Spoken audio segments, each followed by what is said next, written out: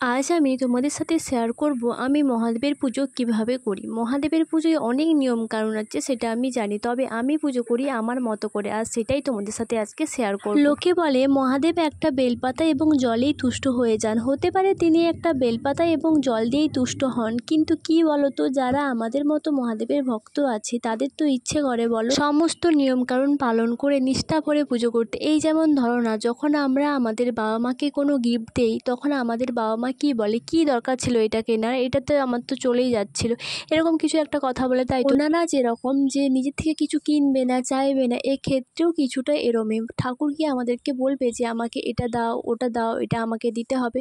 বলবে না। তাই তো আমরা যতটুকু পারবো, যতটুকু আমাদের সামর্থ্য হবে, ততটুকুই আমরা নিষ্ঠা ভরে দেবো, তাই না? প্রত্যেক সোমবার হয়তো আমি সমস্ত কিছু জোগাড় করে উঠতে পারি না, কিন্তু আমার যতটুকু সামর্থ্য আছে ততটুকু দিয়েই আমি পুজো করার চেষ্টা করি। একটা কথা বলতে ভুলেই গেছি, আজকে আমি যাব মন্দিরে। হ্যাঁ, শিব মন্দিরে যাব। অনেক দিন থেকে প্ল্যান হচ্ছিল যে যাব, কিন্তু কোনো না কোনো কারণে যেতে পারছিলাম না। তো আজকেও হয়তো যেতে পারতাম না, কারণ কি, যাদের বাড়িতে দুধের কথা বলা হয়েছিল তাদের আজকে গরু একটুখানি দুধ দিয়েছে, তাই আমার মনটা অনেকটা খারাপ হয়ে গিয়েছিল। হয়তো ভেবেছিলাম আজকেও যাওয়া হবে না, ঠিকও করে নিয়েছিলাম যে আজকে যাব না। তারপর কি মনে হতেই তোমাদের দাদাভাইকে বললাম চলো রেডি হও, আজকেই যাব। দেখো কি বলো তো, বেশি বা কম কিছুই ম্যাটার করে না, ভক্তিটা মনে থাকা প্রয়োজন। এত ফলমূল ভরে ভরে জিনিস নিয়ে মন্দিরে গেলাম, কিন্তু মনে একটুও ভক্তি শ্রদ্ধা বলে কিছু নেই। খারাপ খারাপ চিন্তা ঘুরে বেড়াচ্ছে, যাতে ভগবান সন্তুষ্ট হন না। কম বা বেশি হোক, মনে ভক্তি থাকাটা প্রয়োজন। যাই হোক, অনেক কিছু বলে ফেললাম, এবার চলো ইন্ট্রোটা দিয়ে ফেলি। হেই গাইস, সবাই কেমন আছো? আশা করছি সবাই ভালো আছো, আর আমরাও খুব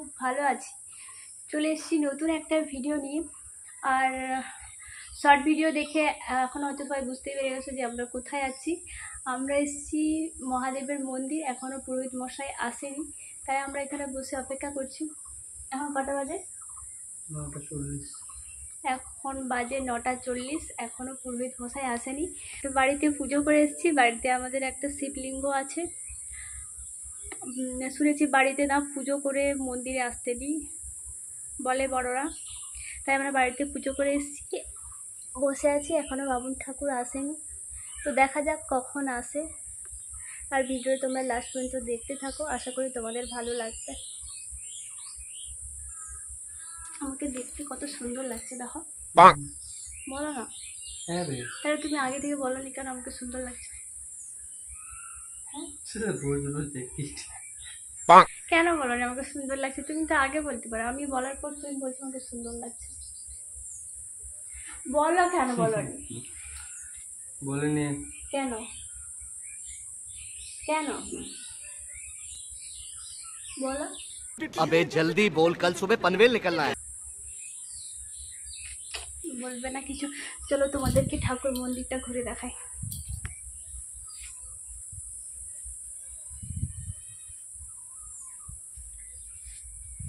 এই যে ভেতরটা অন্ধকার, কিছু দেখা যাচ্ছে না। গেট বন্ধ করা আছে।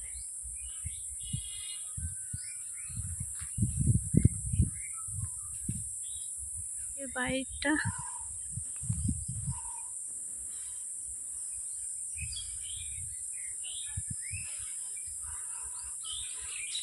আর এই যে আমাদের নন্দী মহারাজ মন্দিরের আগের দিকে মহাদেবকে পাহারা দিয়ে বসে আছে। অনেক দিন থেকে বলছিলাম যে আসবো, কিন্তু আসা হয়নি। বাবাদের ওখানে যখন ছিলাম আগের সোমবার, তখনও আসবো বলে সব কিছু ঠিকঠাক হয়ে গেছে। তারপরে কি হয়ে গেল, আসলাম না। আজও আসার কোনো ঠিক ছিল না, ঠিক ছিল আগে। अरे कहना क्या चाहते हो? থেকে ঠিক ছিল, কিন্তু দুধ পাওয়া গেছিল না আজকে সকালে। ভেবেছিলাম হয়তো আর আসাই হবে না। তারপর এখানটা আমি ঝাড় দিয়ে দিচ্ছিলাম, যেহেতু এখানটায় আমরা বসবো আর এখানে সমস্ত পুজোর জিনিসপত্রগুলো থাকবে, তাই আমি ঝাড়টা দিয়ে দিলাম। আর বিয়ের পর আমি এখানে সেকেন্ড টাইম গেলাম, শিবরাত্রিতে গিয়েছিলাম আর আজকে আবার গেলাম। এই জায়গাটা মানে যে বসার যে জায়গাটা, এখানটা অনেকটাই বড়।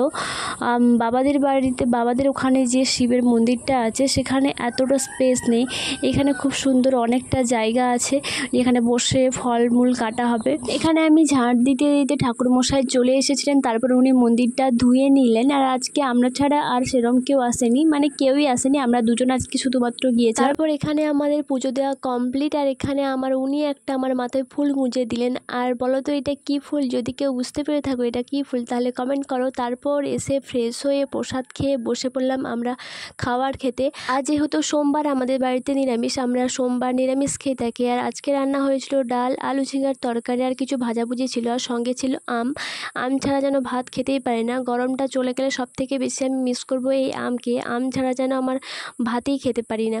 যাই হোক, খেয়ে ভেবেছিলাম যে একটু রেস্ট করব, এসে দেখি যে পাখার এই অবস্থা, এই গরমে পাখার যদি এরম অবস্থা হয় তাহলে কীরম লাগে বলো তো। যাই হোক, পাখার এই ফ্যানটা তোর এই অবস্থা, আরেকটা ফ্যান লাগালাম, তারপরে এবার একটু রেস্ট করব। তো গাইস, দেখতেই পেলে আমাদের ফ্যানের অবস্থাটা কি, গরমে আমি শেষ। ভেবেছিলাম যে খেয়ে এসে একটু রেস্ট করব, কিন্তু দেখতেই পেলে ফ্যানটা অবস্থা কি ভেঙে গেছে না কি একটা হয়ে গেছে। যাই হোক, এই গরমে আর বাঁচা যাচ্ছে না, ভাবছি এই পৃথিবী ছেড়ে দেবো। তোমরা একটু সাজেস্ট করো তো যে কোন গ্রহে যাওয়া যায়। দেখো এই একটুখানি ফ্যানটা বন্ধ করে আছি, অবস্থাটা দেখো শুধু।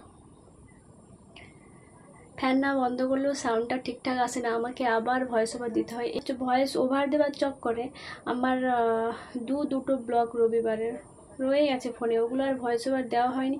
এই ফ্যান অফ করলে তো থাকাও যায় না, কিভাবে দেবো। আর যাই হোক, আর কিছু বলতে পারছি না এখন। ভিডিওটা ভালো লাগলে লাইক কমেন্ট শেয়ার, আর যারা ফেসবুক থেকে দেখছো আর পেজটা ফলো করে দিও, আর যারা ইউটিউব থেকে দেখছো আর চ্যানেলটাকে সাবস্ক্রাইব করে দিও। তো চলো টাটা, দেখা হচ্ছে নতুন একটা ভিডিওতে, টাটা।